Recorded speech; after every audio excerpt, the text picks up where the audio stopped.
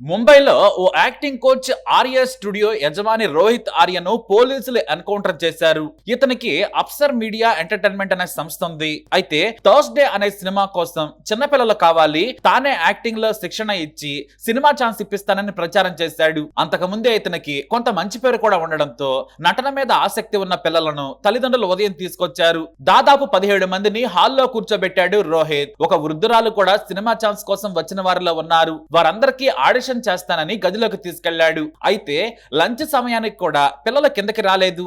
ఆ తర్వాత కొంతమంది ఆర్య గదికి వెళ్ళగా వారిని కలిసేందుకు ఒప్పుకోలేదు. అప్పుడే ఓ విషయం చెప్పాడు. తాను పిల్లలను బందీలుగా చేశానని చెప్పాడు. తనకు ప్రభుత్వం నుంచి 2 కోట్లకు పైగా బిల్లులు రావాలి, అవి చెల్లిస్తేనే వదిలిపెడతానని చెప్పాడు. దీంతో పోలీసులకు తల్లిదండ్రులు ఫోన్ చేశారు. ఆ వెంటనే అక్కడున్న స్థానిక పోలీసులు వచ్చారు. ఒక ఎస్ఐ కానిస్టేబుల్ తో కలిసి ఆర్య ఉన్న గదికి వెళ్లారు. కానీ లాక్ చేసింది. బయట నుంచి పోలీసులు ఎంత బ్రతిమలాడినా కూడా ఆర్య తలుపు తీయలేదు. దీంతో ఈ వార్త కాస్త వైరల్ గా మారింది. కమాండర్స్ కూడా చేరారు. ఆర్య గదిని చుట్టుముట్టారు. ఆ ప్రాంతం మొత్తం పోలీసులు చుట్టుముట్టేశారు. అయితే అప్పుడే తుపాకీ చప్పుళ్లు వినిపించాయి. అంటే బయట ఉన్న పిల్లల తల్లిదండ్రులు ఒక్కసారిగా ఆ తుపాకీ చప్పుళ్లు విని వణికిపోయారు. పోలీసు ఉన్నతాధికారులు పరుగున పైకెళ్లారు. వారికి తోడుగా కమాండోలు కూడా వెళ్లారు. కానీ దగ్గర నుంచి రోహిత్ ను ఎస్ఐ అమోల్ కాల్ చేసినట్లు ఆ తర్వాత గుర్తించారు. ఆ వెంటనే పిల్లలను వృద్ధురాలను ఇంటికి పంపించారు. పిల్లలను బందీలుగా పట్టుకున్న రోహిత్ ను పోలీసులు ఎన్కౌంటర్ చేశారని ప్రకటించారు. అంతేకాదు ఎస్ఐని ఉన్నతాధికారులు పొగిడారు. నెటిజన్లు కూడా పోలీసుల వైపు మాట్లాడారు. మంచి పని చేశారని చెప్పారు. కానీ కథ ఎక్కడితోనే మొదలైంది. ఇది ఫేక్ ఎన్కౌంటర్. ప్రభుత్వమే కావాలని చంపించింది. ఆర్య నేరస్తుడు కాదు. అతనేమి పిల్లలను చంపేంత మూర్ఖుడు కాదు. తనకు ఓ కొడుకున్నాడు.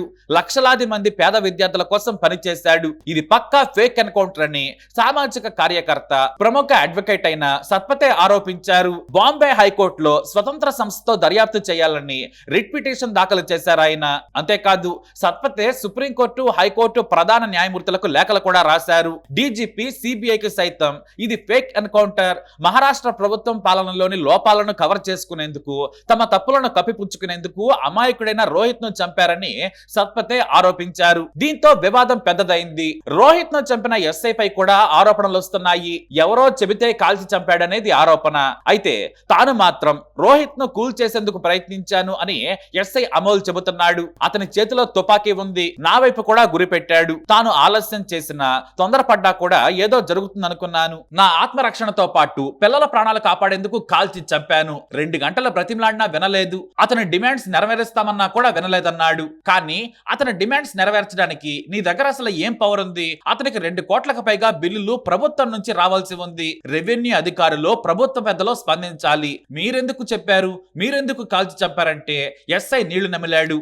అంతేకాదు అసలు ఎస్ఐ తుపాకీ నుంచే బుల్లెట్ వచ్చిందా, మరో తుపాకీ నుంచా అనేది కూడా విచారణ చేస్తున్నామని పోలీసులు చెబుతున్నారు. దీంతో గందరగోళం మొదలైంది. ఇకపోతే ఈ రోహిత్ ది గుజరాత్ లోని ఆనంద్ పట్టణం, తర్వాత పూణేలో కొన్నాళ్ల పాటు ఉన్నాడు. ఆ తర్వాత భార్య 10 ఏళ్ల కొడుకుతో కలిసి ముంబై వచ్చి యాక్టింగ్ స్కూల్, స్టూడియో ఏర్పాటు చేశాడు. యూట్యూబ్ ఛానల్ కూడా నడుపుతున్నాడు. అయితే ఇతను రాష్ట్ర ప్రభుత్వం నుంచి మాగీ సలాచ సుందర్ సల్కా స్కీమ్ లో ఓ ప్రాజెక్టు దక్కించుకున్నాడు. ప్రభుత్వ ప్రకటన ప్రకారం 2024 జనవరి 25న అతనికి ప్రాజెక్ట్ ఓకే అయింది. 2.41 కోట్ల ప్రాజెక్టుకు డీటెయిల్స్ పంపాడు. మొత్తం 64,000 స్కూల్స్, 59 లక్షల మంది విద్యార్థుల కోసం, ఇతను విద్యార్థుల భవిష్యత్తు కోసం నాణ్యమైన బోధన, మౌలిక వసతుల కోసం రిపోర్ట్ ఇవ్వనున్నాడు. ఇతనికి ప్రాజెక్ట్ డైరెక్టర్ గా మహారాష్ట్ర మాజీ విద్యాశాఖ మంత్రి దీపక్ కేసార్కర్ తో ఒప్పందం కూడా జరిగింది. అతను పనిచేశాడు. కానీ కేసార్కర్ మాత్రం నిధులు ఇవ్వలేదు. ఇందుకోసం మంత్రి ఇంటి ముందు ఆందోళన కూడా చేశాడు ఆర్య. పోలీసులకు కూడా తన బాధలు చెప్పుకున్నాడు. అయితే మొత్తం నిధులు ఇస్తామని మంత్రి హామీ ఇవ్వడంతో నాడు సరేనన్నాడు. కానీ ప్రభుత్వం మారగానే అతని నిధుల గురించి ప్రస్తుత ప్రభుత్వం పట్టించుకోలేదు. దీంతో చాలా సార్లు ప్రయత్నించినా కూడా ఎవరూ పట్టించుకోలేదు. తాను మోసపోయానని ఆర్య భావించాడు. అంతేకాదు తాను స్వచ్ఛ మానిటర్ కాన్సెప్ట్ ను ప్రభుత్వం హైజాక్ చేసింది, తన డబ్బులు ఇవ్వకుండా ప్రభుత్వ పథకాన్ని నడుపుతుందని ఆరోపించాడు. ఆ తర్వాత ఆర్యకి ఆర్థిక కష్టాలు పెరిగాయి. మంజూరైన డబ్బులను ప్రభుత్వం ఆపేసిందని రగిలిపోయాడు. చివరికి బాధలు భరించలేక ఆత్మహత్య చేసుకోవాలనుకున్నాడు. కానీ తన బాధను ప్రభుత్వం వరకు తీసుకెళ్లాలని ఏకంగా కిడ్నాప్, బందీలుగా పిల్లలను పట్టుకుని బెదిరించాలనుకున్నాడు. అదే ప్లాన్ అమలు చేశాడు. కానీ పోలీసులు కాల్ చేస్తారని అతను భావించలేదని సామాజిక కార్యకర్త, ప్రముఖ లాయర్ సత్పతే ఆరోపించారు. దీనిపై మహారాష్ట్రలో రాజకీయ దుమారం రేగుతోంది. గత ప్రభుత్వం కానీ నేటి ప్రభుత్వం కానీ కాంట్రాక్టర్లతో పనులు చేయించుకుంటున్నారు, వాళ్ళతో కోట్లలో ఖర్చు చేయిస్తున్నారు, కానీ బిల్లులు మాత్రం చెల్లించడం లేదు. ఇప్పటికే 80,000 కోట్లకు పైగా బిల్లులు పెండింగ్ లో ఉన్నాయి. ఇలా బిల్లులు అడిగిన వారందరినీ ఎన్కౌంటర్ చేస్తారా అని మహారాష్ట్ర ప్రతిపక్ష పార్టీలు నిలదీస్తున్నాయి. అయితే ప్రభుత్వం మాత్రం రోహిత్ మీద సంచలన ఆరోపణలు చేసింది. అతను ప్రాజెక్ట్ లెట్స్ చేంజ్ డైరెక్టర్ హోదాలో పాఠశాలల నుంచి రిజిస్ట్రేషన్ ఫీజులు వసూలు చేశాడు. ఆ డబ్బును ప్రభుత్వ ఖాతాలో కాకుండా తన సొంతానికి వాడుకున్నాడని ఆరోపిస్తోంది. అయితే అతను అన్ని స్కూల్స్ నుంచి డబ్బులు వసూలు చేస్తే డబ్బుల కోసం ఎందుకు ఇబ్బంది పడతాడనేది రోహిత్ సన్నిహితులు చెప్పే మాట.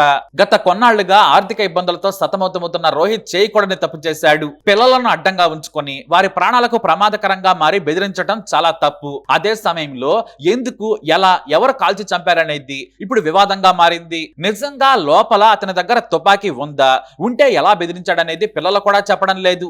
ఎందుకంటే పోలీసుల నుంచి బెదిరింపులు ఉన్నాయనే విమర్శలు కూడా వస్తున్నాయి. ఇందులో ఏది వాస్తవం ఏది అవాస్తవం అనేది ఎవరికీ తెలియదు. నిజమైన నిజాయితీ గల అధికారులు విచారణ చేస్తే తప్ప రోహిత్ మరణం వెనుకున్న కారణం ఎవరికీ తెలియదు. అది నిజమైన ఎన్కౌంటరా అనేది కూడా విచారణలో తేలనుంది. మరి తేలుతుందా అంటే అసాధ్యమే. ప్రభుత్వం ఇన్వాల్వ్ అయిన కేసులో నిజానిజాలు బయటకు రావడం అంటే అసాధ్యం. మరి మీరేమంటారు? మీ అభిప్రాయాన్ని కమెంట్ ద్వారా తెలియజేయండి. ఈ వీడియో అప్డేట్స్ కోసం మా ఛానల్ ఫాలో అవ్వండి, అలాగే తప్పకుండా సబ్స్క్రైబ్ చేసుకోండి. एक प्लान बनाया और कुछ बच्चों को इधर हॉस्टेज रखा है।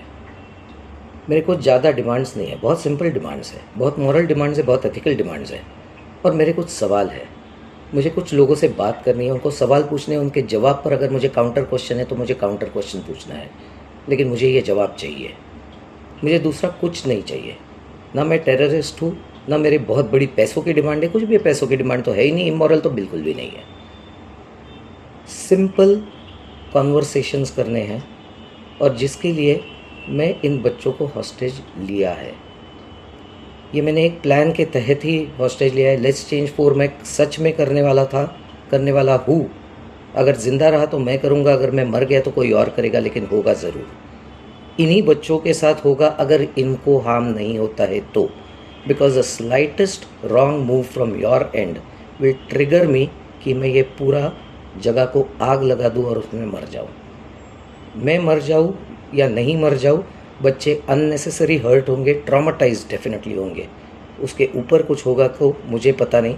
उसका जिम्मेदार मुझे ना गिना जाए, उसका जिम्मेदार उन लोगों को गिना जाए जो अननेसेसरी ये ट्रिगर कर रहे हैं, जबकि एक नॉर्मल कॉमन पर्सन सिर्फ बात करना चाहता है।